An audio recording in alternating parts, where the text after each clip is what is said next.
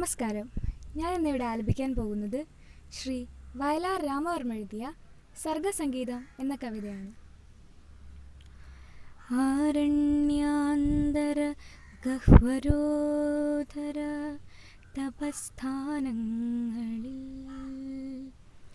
സൈന്ധവോധാര ശ്യാമ മനോഭിരാമ പൊഴിനോപാന്തപ്രദേശങ്ങളിൽ ആരന്തർമുഖം ഈ പ്രപഞ്ച പരിണാമോദ്ഭിന്ന സർഗക്രിയാസാരം തേടിയലഞ്ഞു പണ്ട് അവരിലെ ചൈതന്യമെന്തർശനം.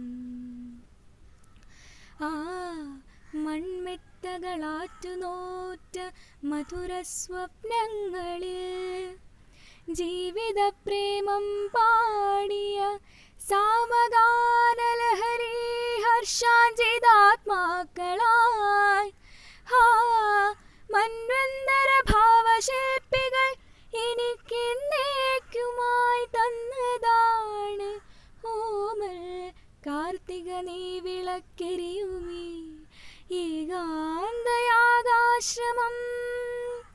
നാദം ശൂന്യതൈങ്കലാദ്യമൃതം വർഷിച്ച നാളിൽ ഗതോന്മാദം വിശ്വപദാർത്ഥശാല ഒരിടത്തൊന്നായി തുടിച്ചിടവേ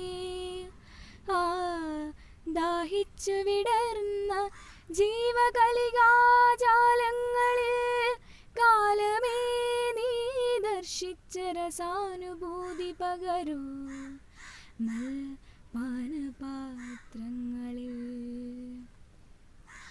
ഓരോ ജീവകണത്തിനുള്ളിലും ഉണർന്നുദ്ധിതമായി ധർമ്മസംസ്കാരോഭാസകശക്തിയായി ചിരതപസ്സങ്കൽപ്പസങ്കേതമായി ഓരോ മാസ്മരലോകമുണ്ട്.